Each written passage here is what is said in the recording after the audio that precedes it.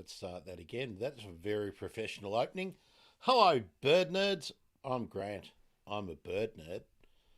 Behind me is a marvellous picture of the swift parrot taken by J.J. Harrison.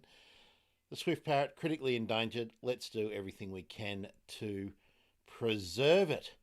Today, before I bring my guest in and talk about a far more familiar and easy to see Australian parrot, I just want to have a bit of fun and share with you um, my hashtag first seen and heard for this morning, and we'll explain why I do it. But I had a lot of fun this morning.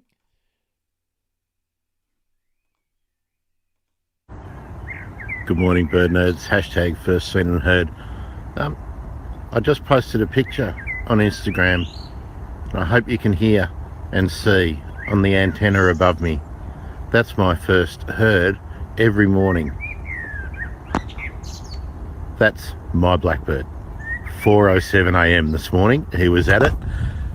First seen Australian magpie. All right, that was the point of that. We were just, I wanted to explain hashtag first seen and heard. You can tell everyone, especially me, the first bird you see and hear each morning.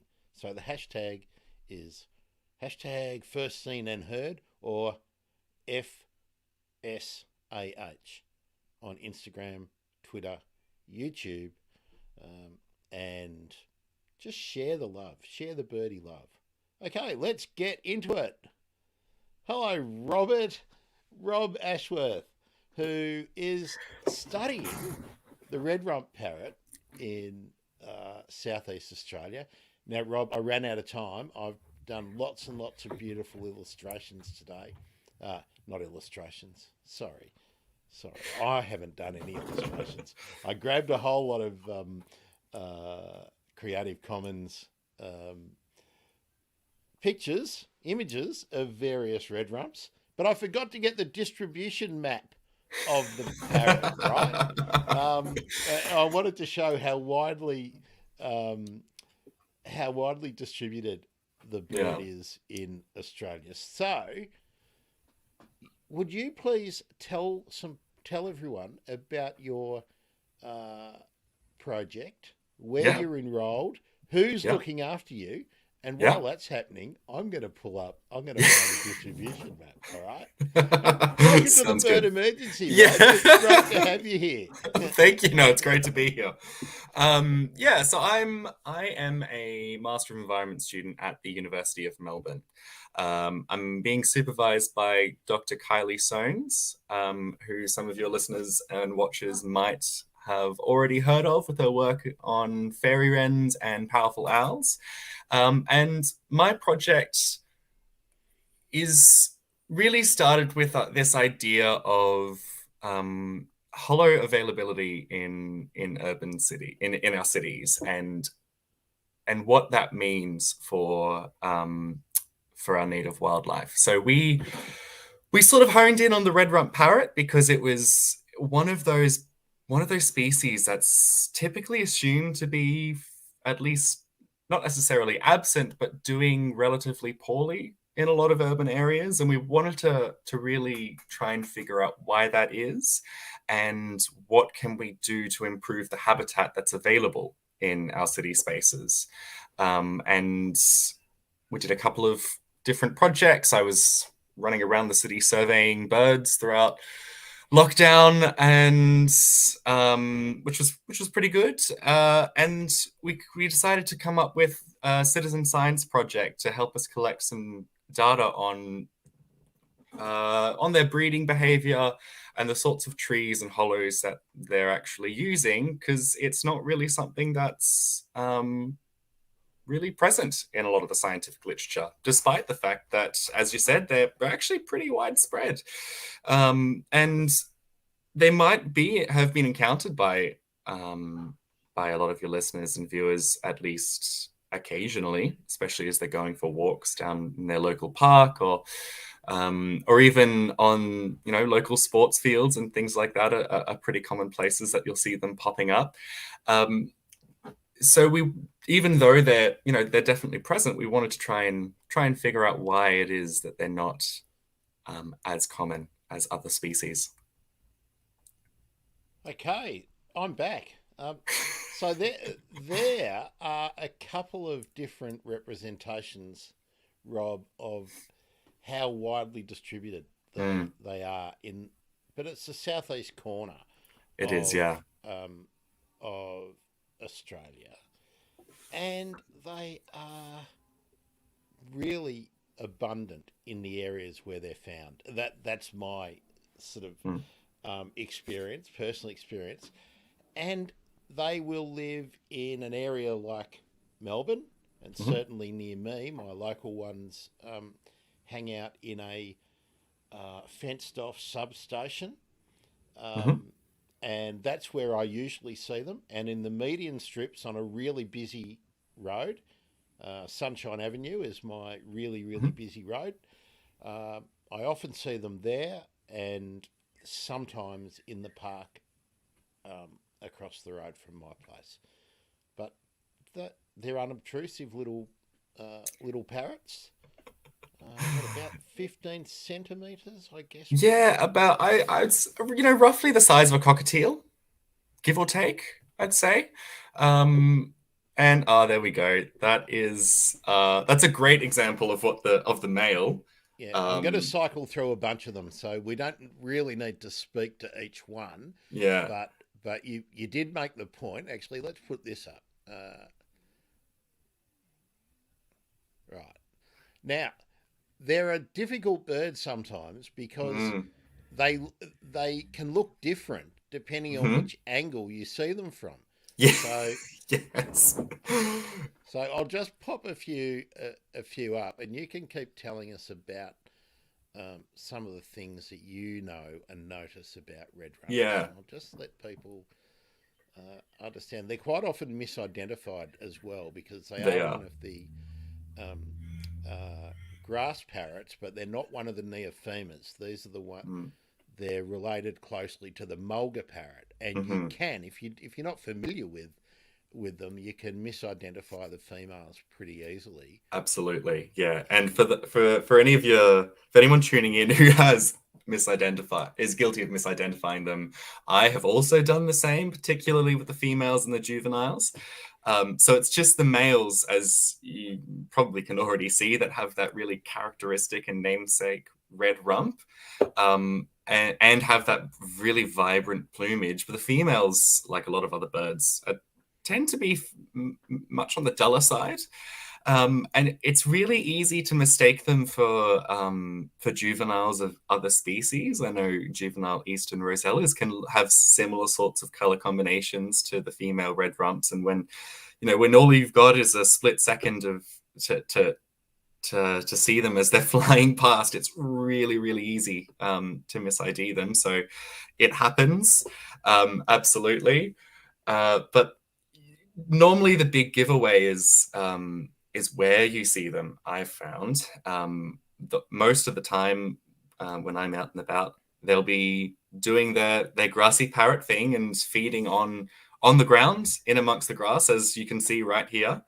And it's when they're sort of disturbed, they'll fly up into and seek that shelter from nearby shrubs and trees. So just the fact that they're predominantly ground feeding is a really big giveaway when you're actually out and about and trying to figure out, is it a red rump, is it something else? I can't quite tell. That's usually a big giveaway compared to the other common, closely resembling species.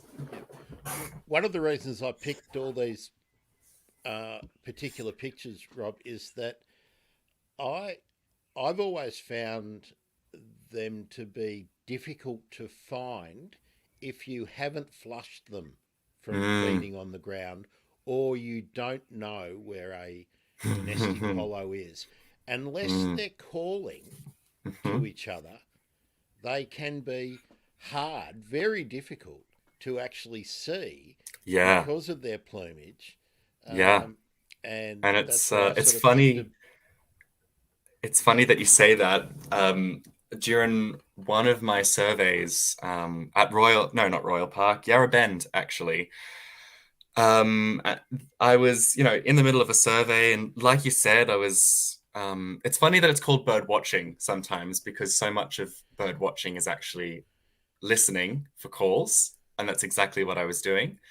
I was just walking and decided to have a quick scan of my binoculars, and I think about 20 meters away, there was probably about five of them just happily munching on the grass, and I would not have seen them if I hadn't just angled my binoculars in that exact right way.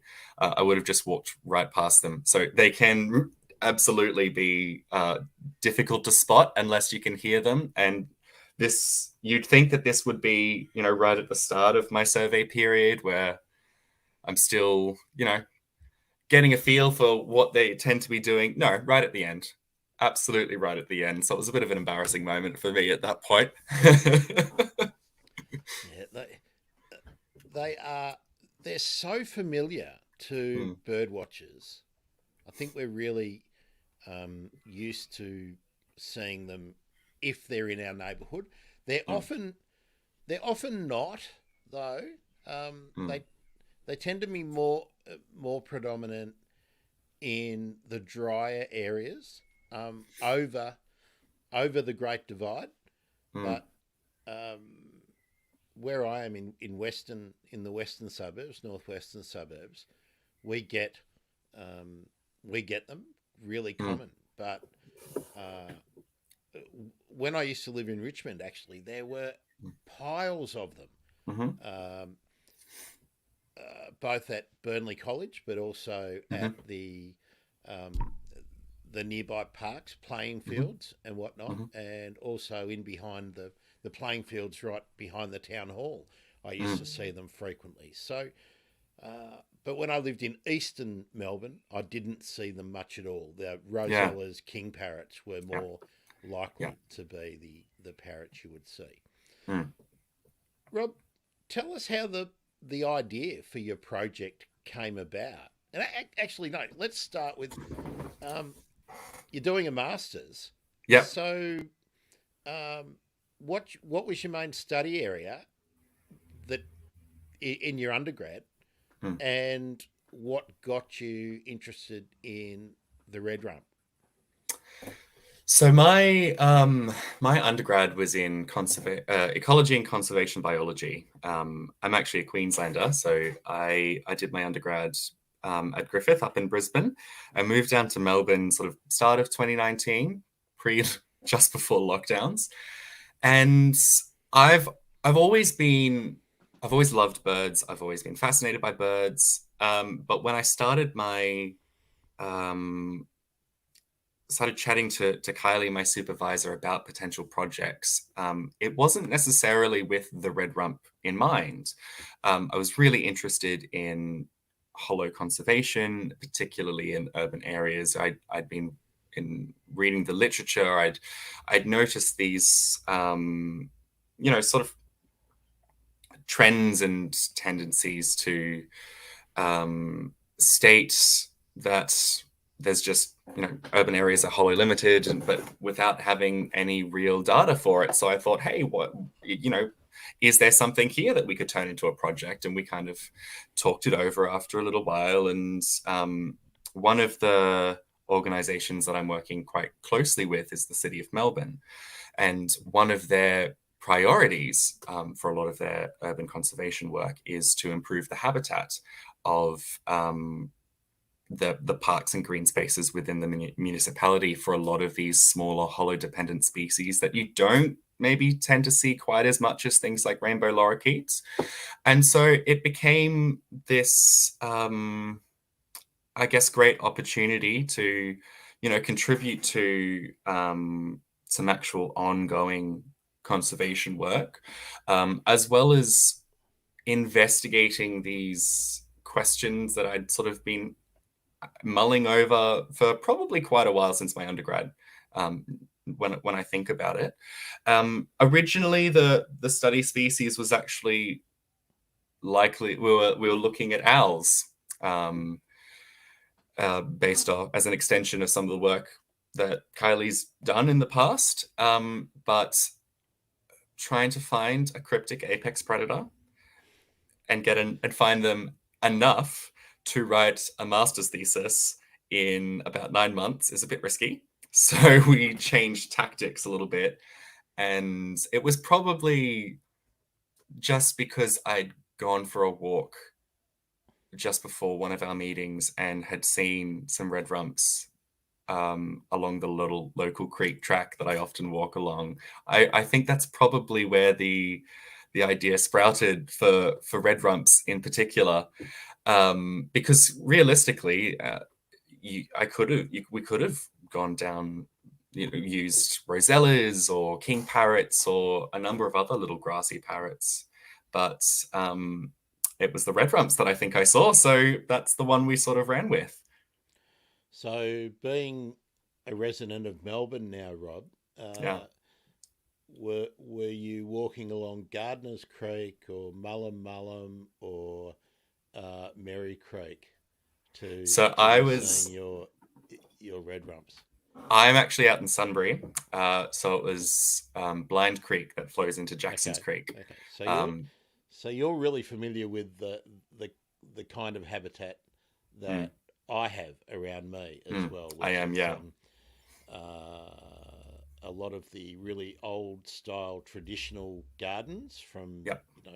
probably established, well, Sunbury probably established in the 80s and 90s. Yeah, for sure.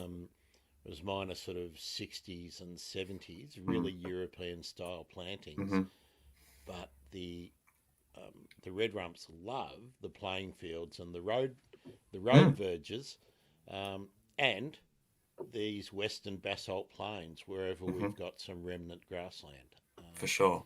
Yeah. or or reclaimed grassland or Mm, wasteland. So we've got the Linear Park here running along the mm, transmission line.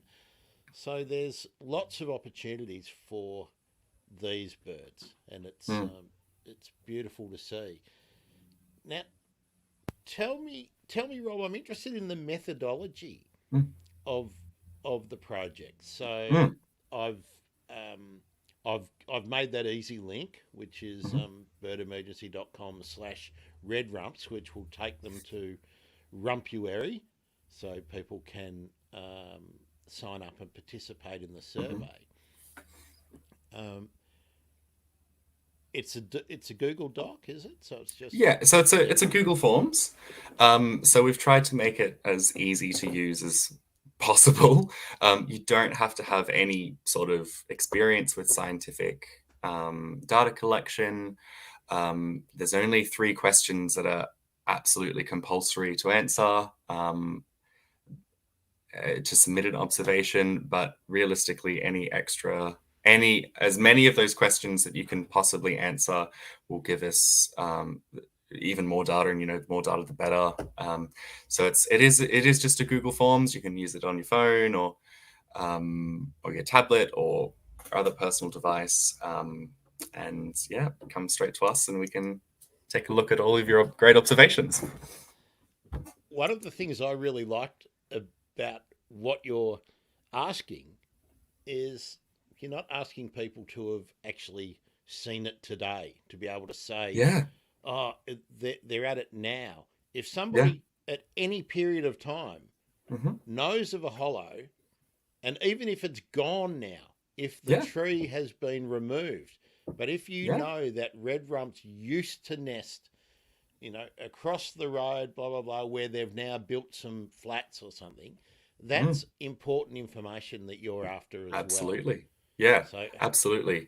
What we're trying to get is this snapshot. It's almost like painting a picture for what a good hollow for a red-rumped parrot looks like.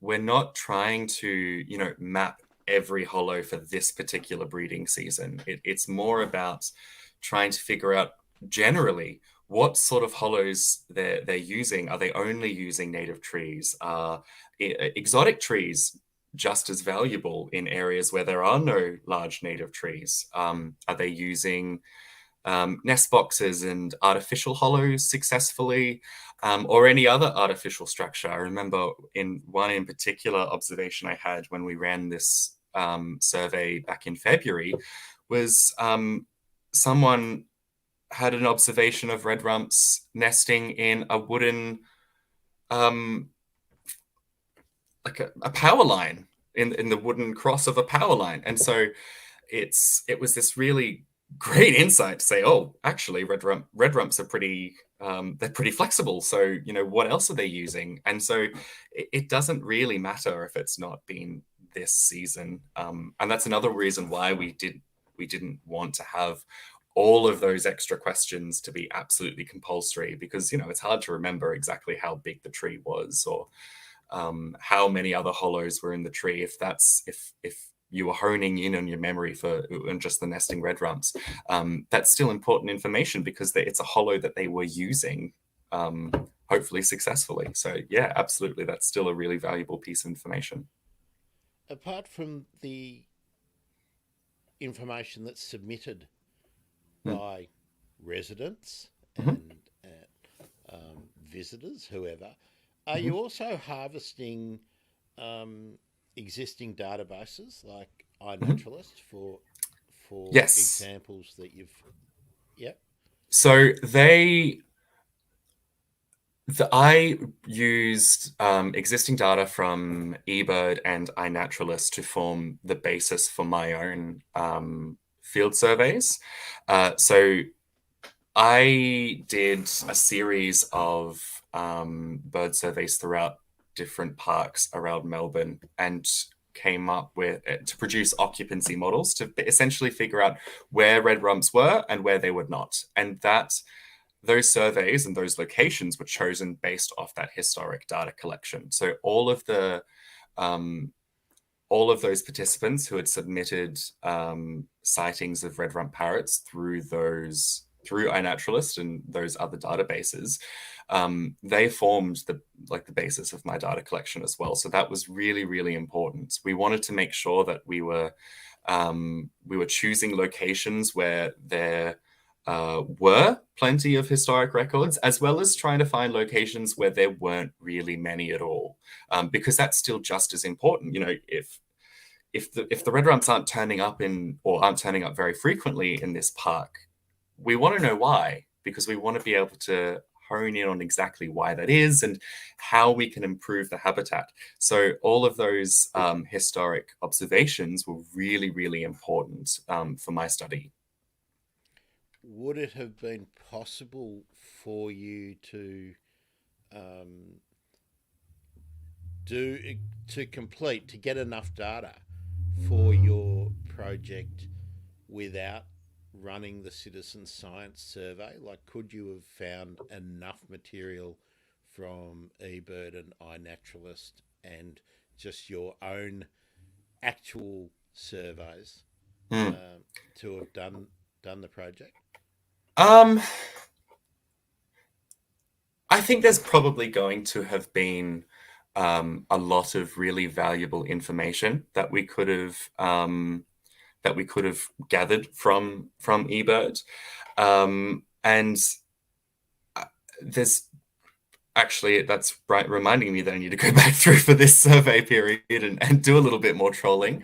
I think the big positive for running a citizen science project like this is also a really valuable way of engaging with the community, and fostering these connections to nature and giving people an opportunity to learn about a species that, as potentially maybe not as avid a birder, or just someone who enjoys walking down a park, they might be able to learn a little bit more about this species, and even gain a sense of ownership, or connectedness to it. So I think there's, from that perspective, the citizen science project has been a really valuable opportunity to just communicate some science.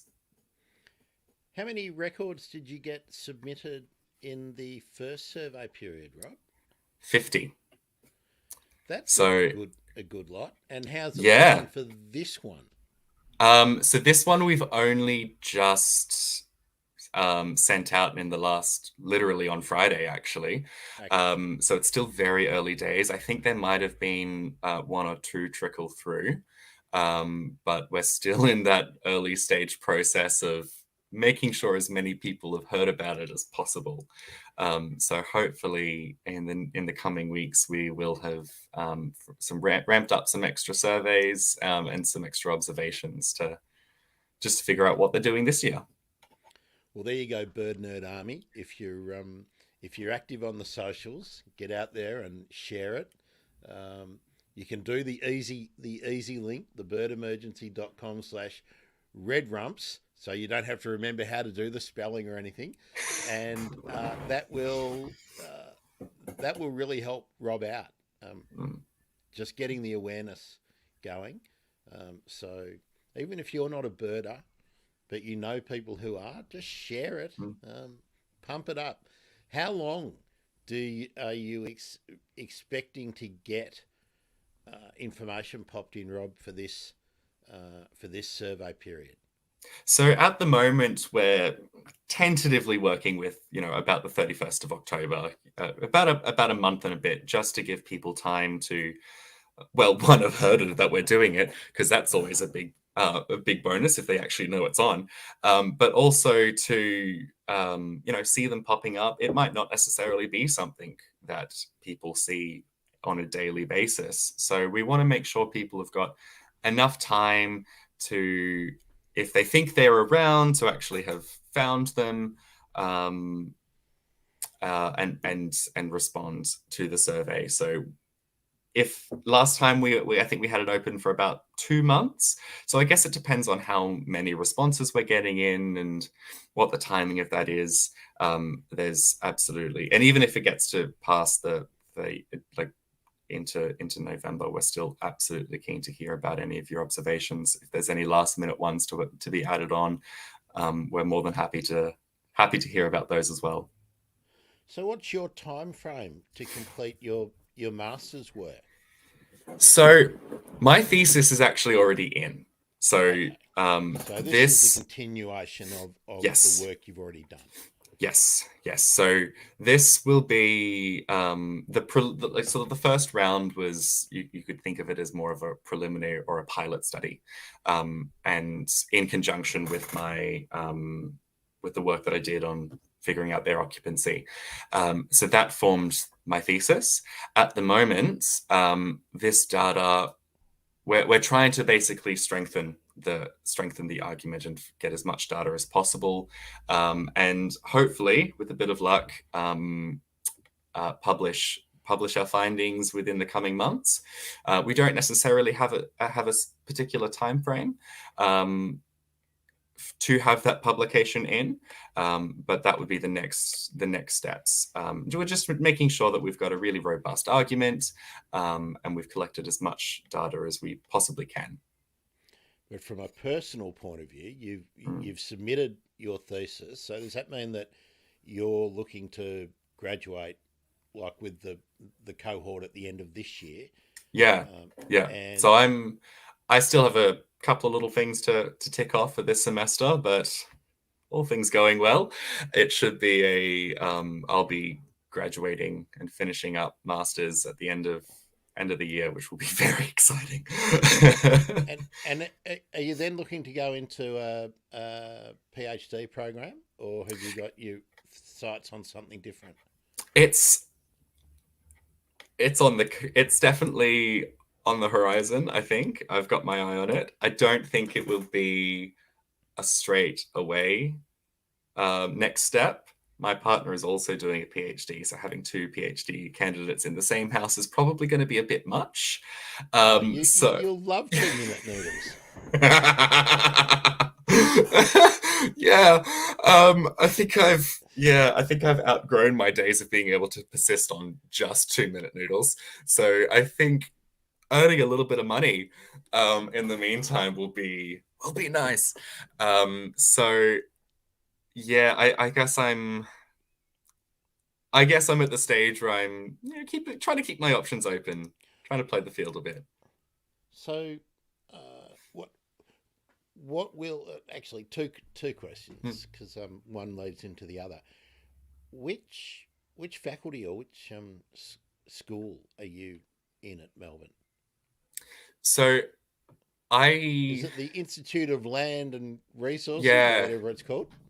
I, because of my masters, like the masters that I'm doing, I'm technically enrolled within the Office of Environmental Programs, but my research um, is actually through the School of Ecosystem and Forest Sciences. So I sit within the Quantitative and Applied Ecology Lab group with Kylie, and that actually sits within CEF. So it's a little confusing, 'cause technically I'm enrolled here, but I work here, and so it's very dependent on the actual degree. But a lot of the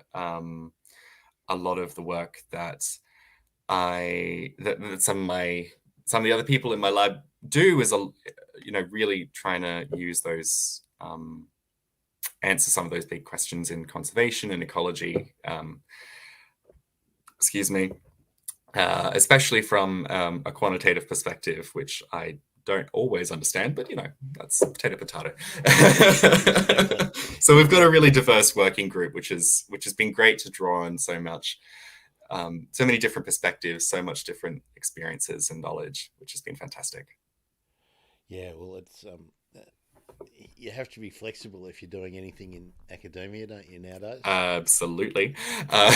You get good at Googling things on the fly. And Rob, if you're going on to a PhD and whatnot, you're going to be very good at writing grant applications. Yes. Because of the fact that this is very practical and applied work, it's been a great insight into collaborative work with other organizations. So that's been, again, from a personal perspective, that's been a really, really great learning opportunity for me that I've gotten outside of the actual research results itself. Now, I promoted this as being all about citizen science as well, Yeah. because of the time. If you wanted to know about all the other projects and with the Citizen Science Association of Australia and Michelle Neal, I'm going to do a different stream, probably tomorrow at the same time, to run that. So I'm sorry, but there's just too much to cram in. Michelle and I talked for a long time. It's a pre-record, Rob. So Yeah. it would have taken up all the time. I wanted to get an idea from you, Rob, because you've come down from Brisbane. Mm. Were you involved in any of this citizen science projects in Brisbane, or had you been involved in any sort of re-veg work or Friends of a Park or anything like that? Had you come across Hugh Possingham on his daily bird watching, or Daryl Jones checking out the crows? Or... So Daryl Jones is actually my old lecturer. Well, that's great. I was hoping we'd be able to tie Yeah. it in somewhere because I wanted to give him a plug. The book's out. Stone Curlews on Vulture Street is out, and so is his other book. What is it?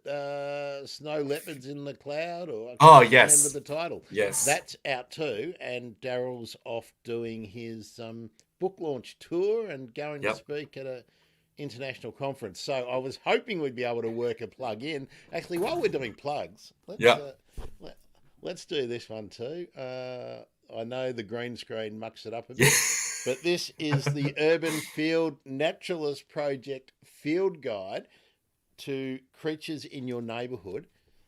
Did a really nice conversation with those guys, those guys and girl, but guys generic. Everyone's a guy.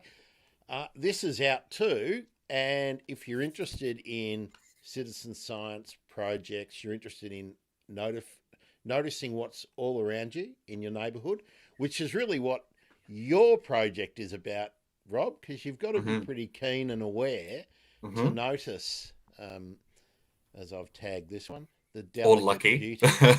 I mean, actually, isn't that that's how you're typically going to see the Yep. red rump? Yep. That's typically how you're going to see it when you're out walking the dog Mm-hmm. or whatever. Mm. But you have to be one of those people who is aware and attuned Yeah. to what's going on around you to Yeah. see it. They're not noisy like the lorikeets and the No. wattlebirds. No. They will not draw attention to themselves, and it's going to be a flush of a few birds flying off to a, Mm-hmm. if not a tall tree either. They'll often go to No. power lines, Yeah. Yeah. and survey the area. Hopefully, you'll walk past, and then they'll just go straight back to where they were. Yeah. And sometimes you get within 2 meters and they still haven't flown away and you still haven't noticed them. That's happened to me a few times as well. Yeah. Rob, we're probably into about the 4th year that I've noticed my group Mhm. around my place, and I think it's a couple of pairs. I think it's actually 3 pairs that come together before they're actually actively nesting, Mm. and then they split up, and then I'll see a pair and maybe 3 offspring after they've come out of the hollows. I've never found any nests. Mm. They are very good at not being very conspicuous around Yes. here. I haven't found any nests. Yes. But I do see the offspring and I do see the pairs. Just before they disperse, so we're talking after Christmas, when they kind of disappear from here. It's later than Christmas. It's probably after Easter if I think about it. It depends a lot on the weather, really. Yeah, The last yeah. couple of years, this is the third La Nina cycle that we're going to go through. So all of this extra summer rain, you'll have noticed that they're probably hanging on longer than they would Yeah. when it's not raining. So they're very weather dependent. Yeah, and I have noticed, up to 15, 16 birds in one group, but it's usually much smaller than that in my area. But then, people I know who live in sort of central west New South Wales tell me that they see quite large flocks. So, Yes. So I had someone in Canberra send me a video where there was around 50 of them. Yeah. So. And I was insanely jealous. Well, I don't think we really know what they do. Yeah. I don't think we can be confident about it, and I think it's locality dependent. I really do. Yeah. And that's a good point, because one of the other reasons why we went with red rumps is because they're actually relatively understudied. Like there's not many in terms of, in the scientific literature. They're not really studied extensively. They might have been seen in a general bird survey or mentioned a couple of times, but there's not a whole lot of research that's been done on them. So you're absolutely right. There's probably a lot about their behavior and their ecology, and how that varies throughout the distribution that we just don't really know at the moment, because no one's really looked into it. And so that was another big bonus for picking red rumps. I wonder, Rob, you probably will find this out if you're able to make your study into a more longitudinal one, with maybe more years and then people joining in the survey from more locations. But I wonder whether they're an opportunist breeder as much as being regulated by, pretty strict timelines. Yeah. I think they probably are from the snapshot that I've the snapshot that I've seen so far from people's observations. I think they are definitely quite opportunistic. I was one of the respondents to the survey in February lives down around the Geelong way, and he's part of a community organisation that actually sets up nest boxes.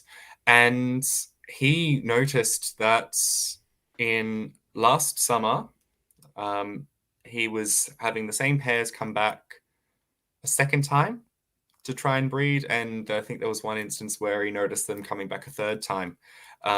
So I think, yes, they might have this, this window, but if conditions are right, outside of that, I think there's a good chance that they're more than happy to at least attempt Yeah, to breed again.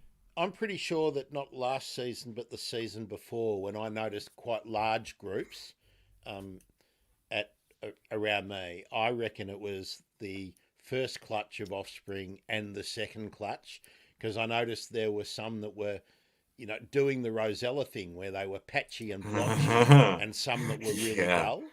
So yeah. I think that was the case. I'm kind of lucky because they feed where I go and catch the bus to go to the supermarket, Oh, and I head great. out and I go and do that a couple of times a week, probably Yeah. 3 times a week. And during the lockdown, I was going every day just to get out Yeah. of the, Yeah, get for out. sure. So I would go and because then if you get stopped, what are you doing? Oh, it's essential. I have to go and get food, right? Mm. But yeah, I got to go and catch the um, and in the same location, I would generally see red rumps, Mhm. um, lorikeets, often two Yep. types, masked Yep. lapwings, Yep. crested pigeons, Yep. and the magpies, and Yeah. magpie larks, and a raven nesting in a tree in the median strip on Yeah. Sunshine Avenue, actually on off the median strip, but right next to it, and uh, two trees down, wattle Mhm. birds nesting. So it was Yeah. this little um, on one of the busiest Yep. roads in Melbourne, less than a well, I can see the ring road uh, on ramp and off ramp. I can see it from where I stand at the bus. Yeah. Uh, so really busy place. But all these birds breeding and all the conflict, the territorial conflict, Oh, absolutely. and it's also a spot where I regularly see the Australian hobby Yep. that's on its route because nearby there are two pigeon breeders who get their homing pigeons out. So Yeah, no wonder there's a it's hobby. just a great spot. I mean, Yeah. and the introduced birds are there, but crested Yeah. pigeons as well Yeah. using the spot. And I've seen peregrines Yeah. frequently over about 10 years, maybe Yeah. half a dozen sightings as well. So um, yeah, And it's a hot spot.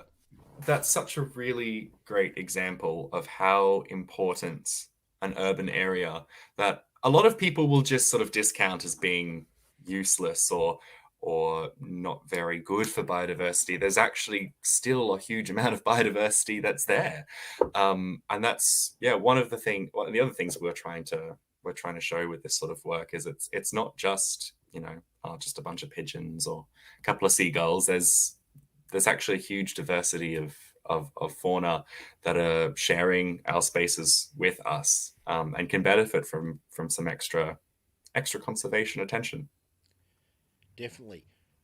Rob, the best thing that I ever did, being somebody who, I studied horticulture. I Mm, noticed plants. I've always mm, been noticing plants as well as birds right mm, through my childhood, insects.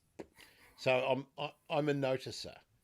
The mhm, best thing I ever did was get rid of my car about coming on to 6 years ago now, mm. because I actually notice what's in my neighbourhood and Yeah, what's everywhere. Everywhere I go, yeah, even places that I have frequently driven past for 20 years, 25 yeah. years. Right? I used to live in Brisbane, Rob, and I used to live. Ah, Uh, nice. I'm, I'm, I'm wondering, were you a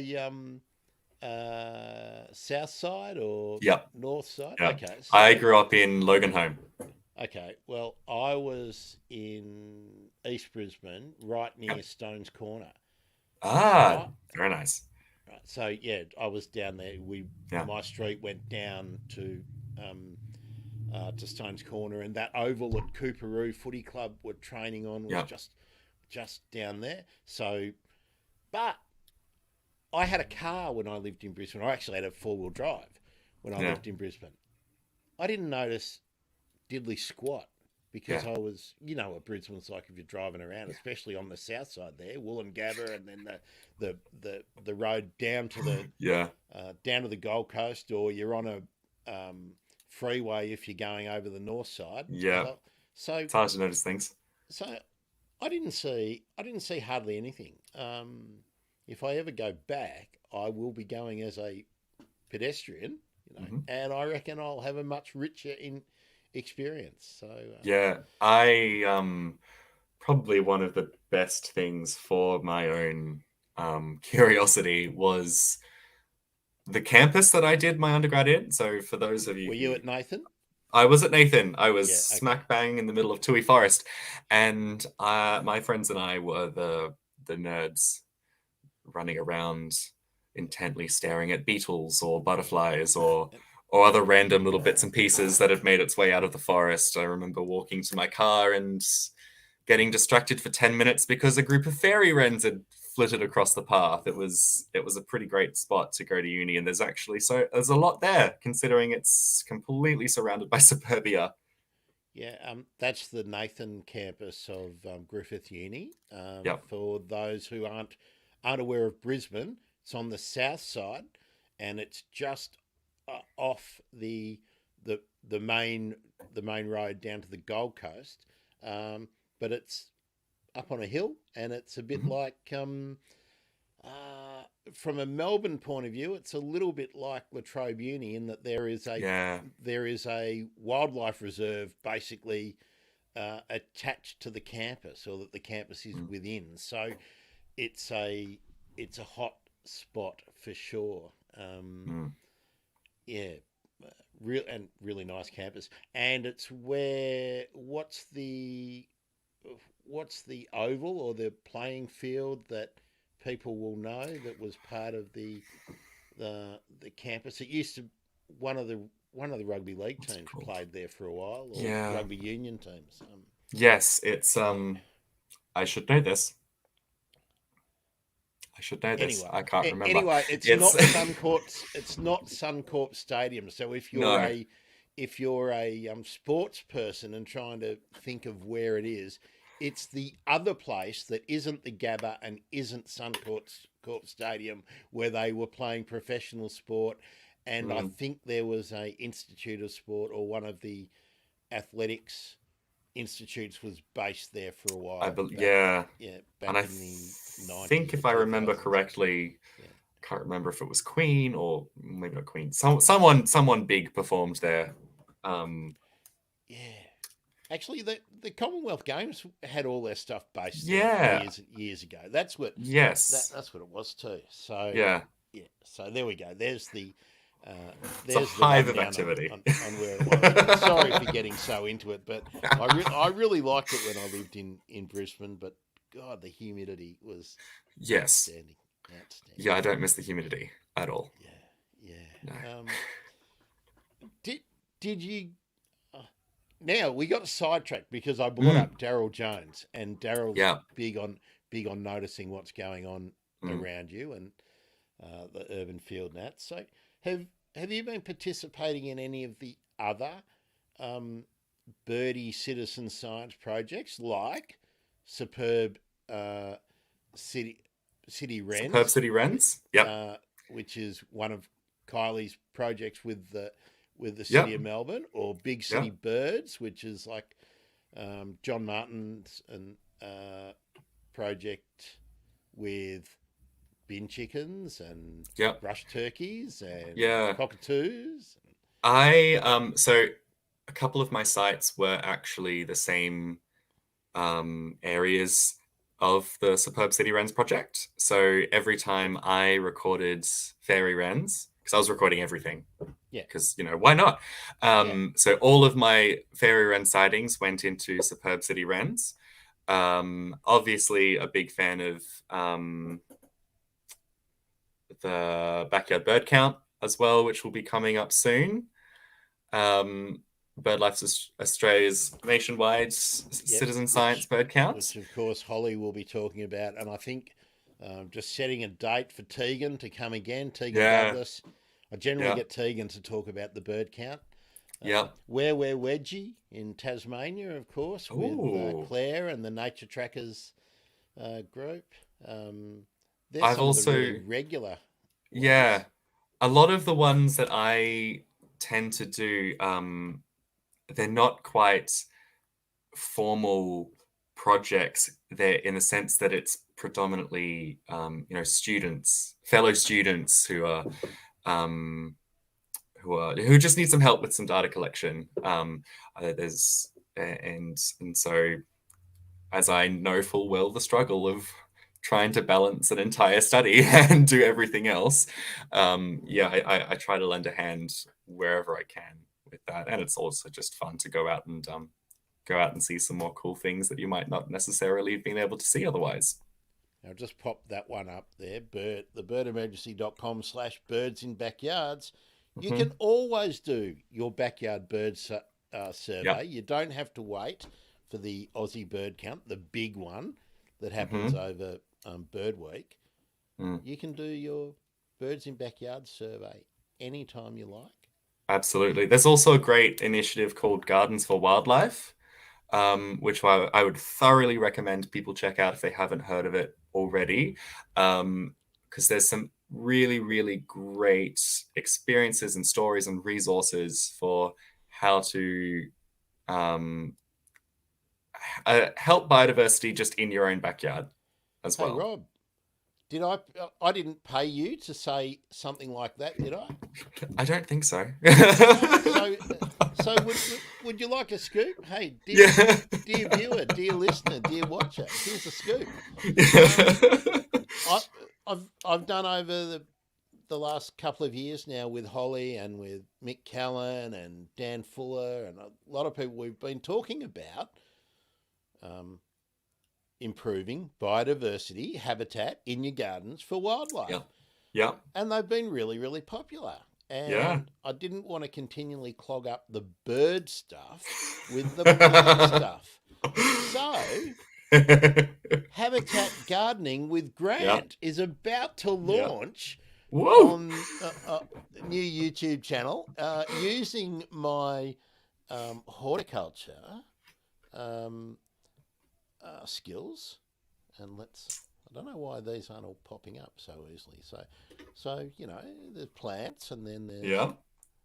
there's birds and plants, and there's plants that are good to grow in your garden.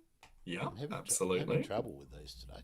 So thanks for the opportunity to plug that. Ah, So of you're course I'll more be than going welcome. crazy. Yeah. I'm actually making all the videos and whatnot, but there'll be a regular couple of live streams a week for that, and that'll be based on question and answer and solving problems. But yeah, that's one of my passions, always has been. Yeah. Well, re-veg, whether it's Yeah. on a large scale, broad scale. Yeah.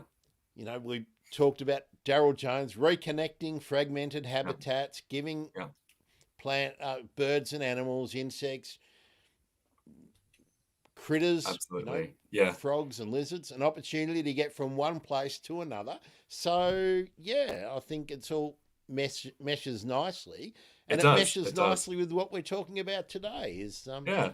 people can use their phones Yep. to collect the data, log Mhm. into Rumpuary or wherever, Superb City, Rands, Big City Birds, Mhm. use the Pollinator apps count on. is also a good one. That's right. iNaturalist, Yep. eBird, Nature Trackers if you're in Tasmania. Now there are so many now to be part of, and when I present Michelle stuff from the CitSci org, Citizen Science org, there is fungi, insects, mosquitoes, and all this stuff assists someone's research, Yes. like Rob. And Yeah. when Rob has moved on and is doing other things, there's going to be a new Rob doing stuff, and they use this data. It's useful, and that's why I'm so glad to talk about it, happy to talk about it, and to promote it, because one of the things with academic research is that it often gets locked behind a paywall. It Yeah. gets published Yeah. and then it disappears to people like Hmm. me who Hmm. want to talk about it and want to share it. And for Mm. people like the neighbours and whatnot who are Mm. using parks and walkways and riding around and going to Royal Park or out to Gels Park or, you know, out to oh, Toondah Harbour and looking at Mm. shorebirds. So, yeah, I think it's great that it gets into citizen science, publicly available databases, and then it gets used and smart decisions can Yeah. get made based on the data that's out there. Yeah, And of it's course, absolutely massive help. I mean, so we created Redrumpuary because it wasn't physically possible for me to get to out get to in the the middle of places, lockdowns. that's Yeah, right. and it Well, was so and it's but means not that even we've lockdown. How do you get yeah out to Orange and Bathurst yes and yeah Tibooburra yeah and Narracourt and exactly. And that's really important. We want to know because otherwise it's interesting to know what they're doing in Melbourne, but otherwise there's so much extra that we're missing. And even if I could get out there, who knows if I'm going to get there at the right time, or if it's going to be if they're going to turn up the day after I leave or something like that. So drawing on this pool of local knowledge and experience and connecting that to science has been really really enjoyable for me. yeah. Look, I love the project because I love the bird, and I'm really glad to see that there's some effort into learning about them and understanding them. Now Mm. we've sort of skipped over the data that you're collecting is Mhm. on hollows, right? Yes, So we've kind of yes. been a bit broad Yeah. scale in our discussion of the red rump. So have you been able to draw any inferences from what you know already, Rob, about what they prefer? And while we're talking, I'll just put some of these up again of what Mm. some examples just from the couple of photos that I was looking at this morning. They do seem that's your stock standard Yeah. hollow that everyone expects to look like, but they're a Mhm. bit like pardalotes, aren't they? In that they'll Yeah. adapt. Yeah. Absolutely. And we kind of saw that popping up in the responses in the survey that we put out in February, especially when it came to urban areas. So you were still dominated by hollows in eucalypts, so gum trees, especially as a species that likes being close to waterways. You know, red gums were very common, but they use a fairly high proportion of non-native trees as well. In Melbourne, there was quite a few reports of them using English elms and using them actually in essentially consecutive years. Invasive willows, cypress, and Shyness molla, the peppercorn tree. yeah, You've seen them in that. I didn't get a response for that tree, for that species in my survey, but I suspect that they absolutely would, because these trees naturally produce hollows, and that's what really struck me about reading the literature. Cities have all of these non-native trees, and for places like Melbourne, we're famous. Melbourne is famous for elms, and elms are a species that naturally produce hollows that are used by wildlife in their native distributions, but it's not really talked about in the literature Well, here. I think the reason for that, Rob, would be my assumption for that would be that up until the last 10 years or so, most of the elms have not been senescing. They haven't Mm, been old enough for a significant number of hollows. But now mm, all these really mature trees that have dropped branches and have been pruned badly 40 mm, years ago mm. have now got hollows Yeah, that have rotted out. So yeah. I think for that sort of period of 60s, 70s, 80s, there Yeah. weren't that many hollows, but now they're Potentially there. not. Yeah. Yeah. And that's what's, the research has been based off. But I mean, just by walking through places like Faulkner Park, King's Treasury Domain, all of Gardens. those, the Botanic Gardens, you can see. I've seen single elms with up to 10 different hollows in them, and so even though the retention of old hollow-bearing native trees is still really important for making sure that biodiversity can persist in urban areas. It's hard to do that in the locations where there aren't any big old native trees to protect. And so perhaps these non-native trees are sort of helping, oh, maybe not helping because that's anthropomorphizing, but allowing species to persist even though there aren't those big old ukes. And that has some really important implications for conservation. There's a lot of work being done on hollow programs, installing nest boxes and chainsaw hollows. And that's really important work, but it's also really expensive. It's labor intensive. It takes a long time, and there's no real guarantees that the target species that you're wanting to attract or to conserve are going to be the ones that use the hollows. So if things in an area where there's lots of hollow bearing elms, if those elms are providing the hollow resource, perhaps the conservation effort and the money might be better, more effectively spent in another area like revegetation, or like improving connectivity. Yeah. Or a portion of that money that would have been spent in building and providing and maintaining artificial hollows can be used to exclude from using those hollows the species that are invasive and that Absolutely taking them up. So maybe yeah. Maybe using some of the knowledge that guys like Mick Callan have found out about the sizes of entries and what they preclude, well then to actually just put a block in on a hollow to Absolutely. stop brush-tailed possums or something if that's what you're wanting to do, to stop them getting in, or to stop your lorikeets. I don't know. I haven't spoken to Mick recently, but whether or not you can restrict rainbow lorikeets from entering but still allow the red rumps in, I'm thinking you probably can. Yeah, and that's not we don't have the answers for that just yet right. either, and it's That's going to be next, very right? species. Yeah, that's exactly right. That's the next. That's sort of what's emerging in hollow conservation as a field, as a topic.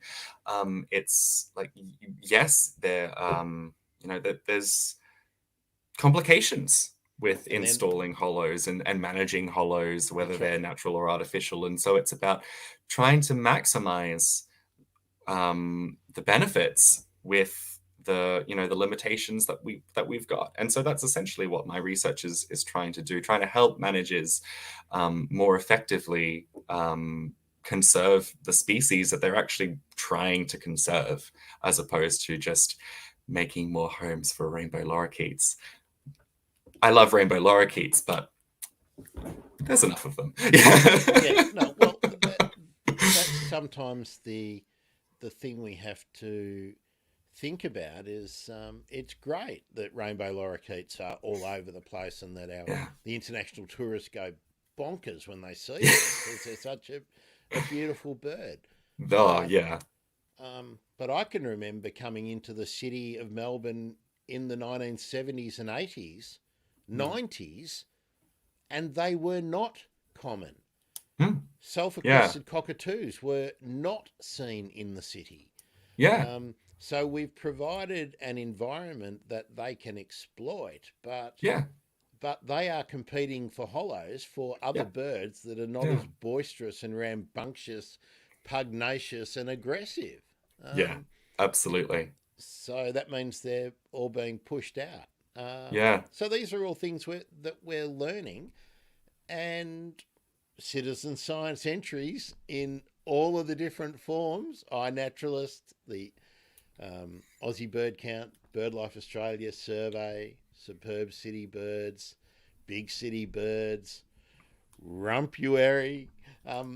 All of these repositories of data help the town planners, the conservation officers, and environment ministers, people like that make decisions, because they always want show me the evidence, show me the data. Yeah. Yeah, it's great. Well, Rob, what people have got, maybe a month, month and a half, maybe 2 months to get it together. Any hollow, any time that you've seen a red-rumped parrot using, report it at Redrumpuary, and it's too hard to write the whole Wix one out. So the birdemergency.com/Redrumpuary, and I actually not Redrumpuary, birdemergency.com/redrumps. So you don't have to work out how to spell it. Also, when we've finished up with this show, the page for this episode with more descriptions will be the birdemergency.com/Rob Ashworth. That'll be the easy way to find it. So you can go and have a look. I'll have summarised the project and a bit more of the information about red rumps around the country, and links to some other great citizen science projects as well. Rob, where can people find you? I know you're on Twitter, and I know you're on Instagram. You're Rob Ashworth on Twitter, I believe. Rob D. Ashworth? Oh, Rob D. Ashworth, are you? Yeah, I think that's my handle. Yeah. I'll link to that. But your Instagram one is hard, because there's lots of Rob Ashworths on Instagram. Yeah. And you're like /67 or something, or 97. Yeah, it'll be. Yeah. Otherwise, if Are you doing Facebook groups or anything like that? Are you active in any of those? So I actually have been, just this morning, I've been posting in a couple of community Facebook groups. If you are involved with a community Facebook group that I haven't posted in, and you think there would be members who would like to get involved or who would be interested, please feel free to message me on Twitter or email. My email address is on the actual link to the Redrumpuary site. My email address is there. Please feel free to send me an email as well.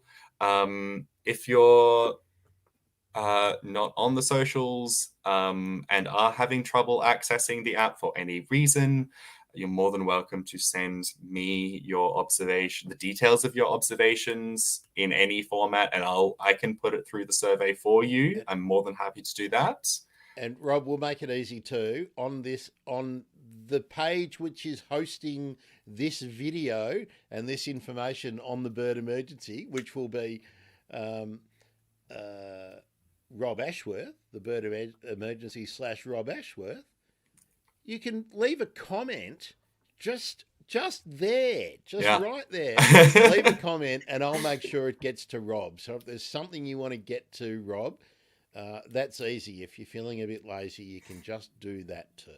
So any and all info is really, really appreciated. So feel free to get in touch in any way. And by all, that's even if you seem to remember that you had some red rumps that were nesting on your grandfather's farm, at Broadford or something in 1970, whatever. That's going to be useful. Yeah, absolutely. So you're able to categorise information as being sort of first-hand /second-hand /third-hand, aren't you? So you can, it's just to fill in a map, an overall picture of where the birds did occur and where they were breeding. Yeah. Thanks, Rob. It's been great to talk to you. Apologies if you were coming looking for Michelle Neal, but that's going to be a separate stream, which will probably be tomorrow. But you can always get all the information about when the streams are coming at thebirdemergency.com/live, or I'm most active on Twitter at birdemergency. Anything else you want to mention before we wind her up, Rob? Oh, look, I think we've pretty much covered everything. Short of rambling on about how much I love Redrump. So well, just so that I can easily cut this bit out, Rob. Yeah. Are you maintaining a list when you your own personal bird watching list, your Twitcher list? I have multiple different lists from multiple different surveys. I am yet to compile it all into one single list, and I really need to get onto that. It just hasn't. It's been one of those things where I've never found the time to actually sit down and figure out everything that I've seen. I've got like a big Excel spreadsheet of all of the birds that I saw through my own surveys. Yeah. But yeah, I'm yet to develop that into a proper list. Rob, would you be interested? I'm starting a thing on Sundays, that I play on Sundays. Anyway, we may not do all the interviews on a Sunday, but I want it to be a share your list Sunday. Yeah, that might be an interesting thing to talk about. All the different kind of listing that you've been doing, the different surveys you've been doing. Would you be interested in jumping on and doing that?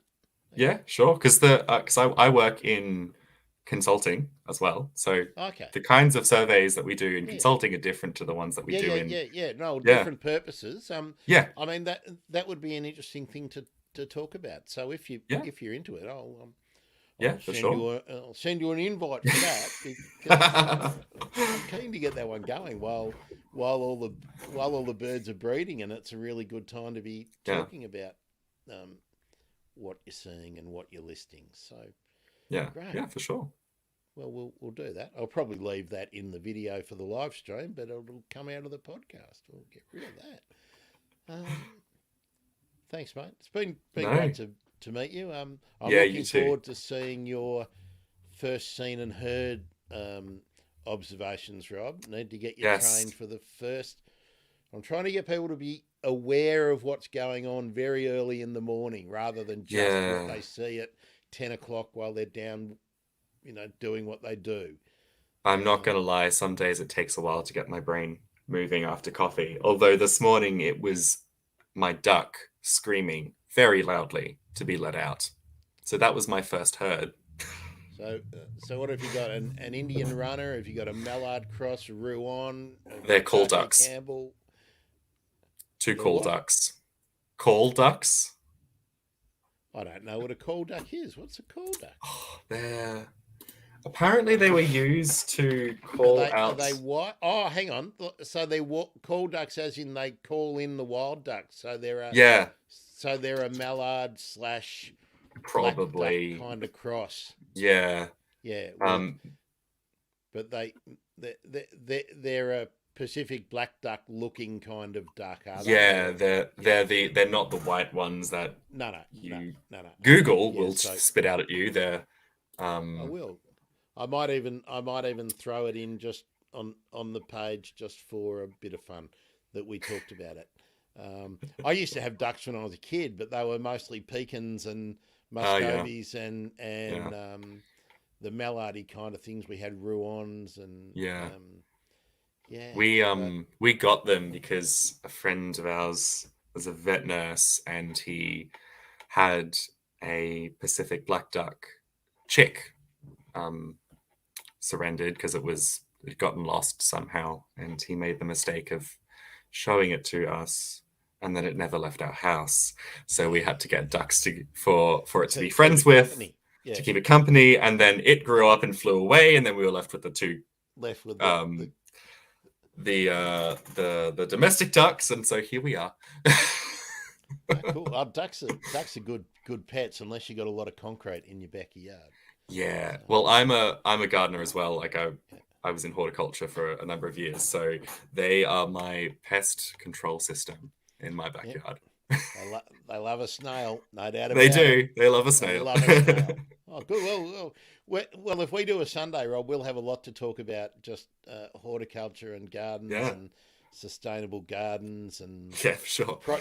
that probably means you're into appropriate irrigation and all the kind of things that exercise my mind all the time. Yeah.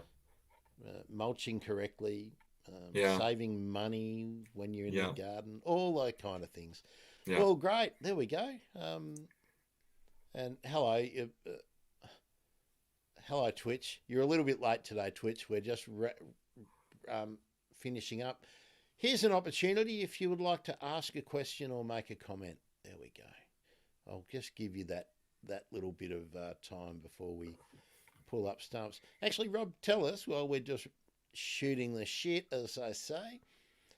What were you doing in horticulture? Did you study horticulture before you went into No. college? So I worked in retail nurseries for 8.5 Oh, years. So okay. my first job was actually the nursery just down the end of my street. Um, Give and them a plug because Brisbane's got a couple of really good nurseries. yeah, Um, so they're actually closed down now, but I started at Plants Plus on okay, Bryant's yeah, Road, yeah. right next to Nielsen's native nursery, though. Yeah, yeah. Well, That's still I there. was wondering if it was Nielsen's. Nielsen's are Yeah. fantastic. Yeah, so I was actually the nursery right next door. Yeah, It's no longer a nursery now, but Nielsen's is a great spot for picking up some native plants in yeah, the Brisbane area if you're yeah, if you're looking for one. But yeah, I was in nurseries, and it was sort of my like part-time job while I was at school, finishing off school, and then through uni. And then I was still working in the industry a little bit after I moved down, up until actually the start of the year, when I sort of decided to transition um, into the ecology space a bit more. Wa- So yeah, Was it that's where my background comes from in hort. was it a big decision to leave Brisbane? Um, oh, yeah. I think any decision to move cities is a big Mm. decision, but my partner already lived in Melbourne, and is from Melbourne, so I moved down. That Um, that makes it a lot easier. yeah, yeah, I only moved to Brisbane because two of my friends moved up. They were nurses and moved to yeah, take up work at Princess Alexandra, yeah, yeah, and I went up to visit them, and I had such a good time, and I managed to find a place that was available to rent share a house. yeah. I just met this person who was involved in roofing, funnily enough, Oh yeah, and his place was uh, they were on Vulture Street, yeah. actually living on a place in Vulture Street, and I managed to find a place just off Stanley Street, going down to Stones Corner. Yeah, okay. So I thought, well, It's a I'll be nice area close there. to I'll be close to my friends, and I had another friend Yeah, who lived on the north side. So yeah. I thought, well, not much happening in Melbourne for me. I'll come up and do something new. So yeah, great, but it is a big thing Yeah. Oh, for to sure. have to Yeah. to have to learn all about a new city and Yeah. you know And it find. took it took some time, especially with And lockdowns, but you get there.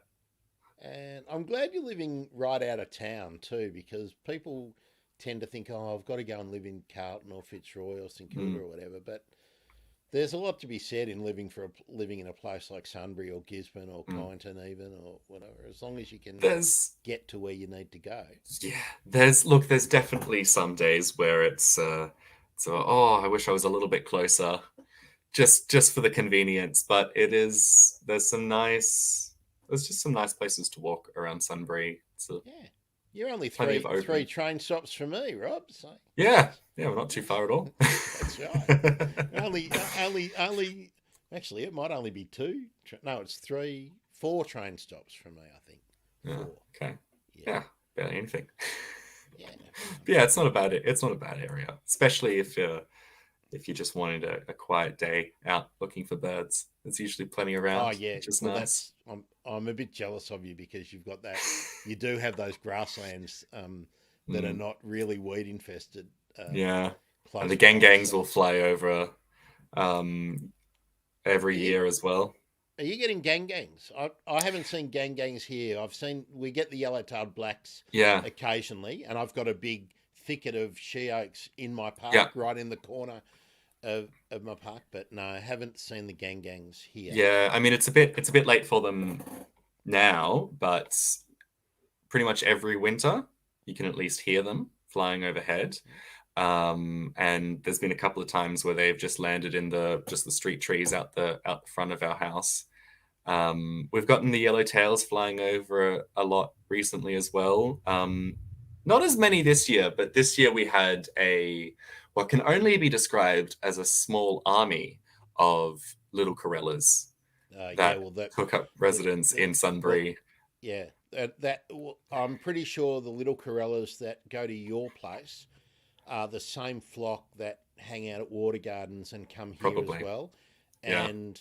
and when they're getting together before they go and roost on in the evenings, that flock can be 300 or 400 strong hmm at Yeah, water gardens.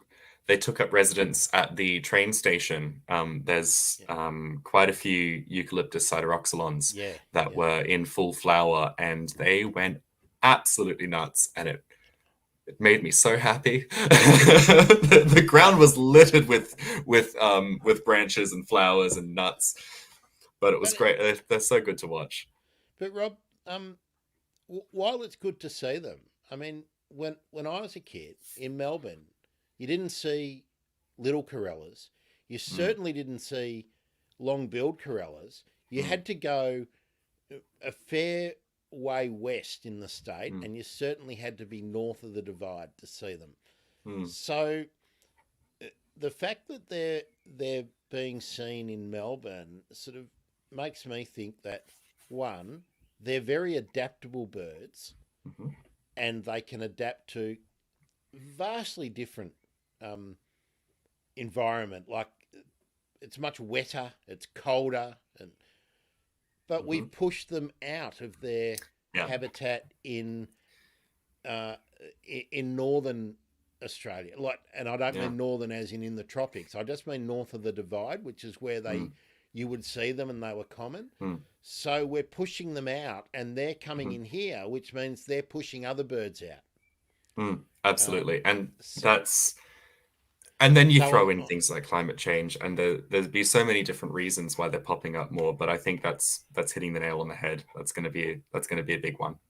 yeah, and so while I can delight in seeing them and watching Yeah. them, when I was a kid and a teenager and in my 20s, sulfur-crested cockatoos were something you irregularly saw, Yeah. same as galahs. Mm, Um, where I live, it's beautiful. It's perfect for eastern rosellas, but we don't have mhm, any mhm, because the lorikeets have pushed them away. mm. Um, so there's pluses and minuses for all these things, and Absolutely. um, but it's ever changing too. Who Mm. knows whether in days before settlement they were here regularly, Yeah. and that when all this area was market gardens, perhaps they were displaced then. Yeah. The information isn't out there for us to know. We just have to Yeah. read old journals and old historical accounts to work that out. But there we go. You never know. You never know, Rob. Oh look, we've obviously Mr. Twitch and Facebook haven't got any questions for us. So um, thanks, Rob. I won't keep you from your day any longer. Nice to meet you. No, Um, lovely to meet you as well. do sign up to Rumpuary if you have Mm. seen any red rumps in your area. If you haven't, get involved in the Aussie Bird Count or Superb City Birds or any of the other projects that we were mentioning along the way. He's Rob Ashworth. He's a master's student at the University of Melbourne. He's basically done now. He's going on to bigger and better things when he Yeah. graduates. I'm Grant. I'm a bird nerd from thebirdemergency.com. Oh, subscribe to the YouTube channel. That's what I forgot to tell you. Subscribe to the YouTube channel. See ya.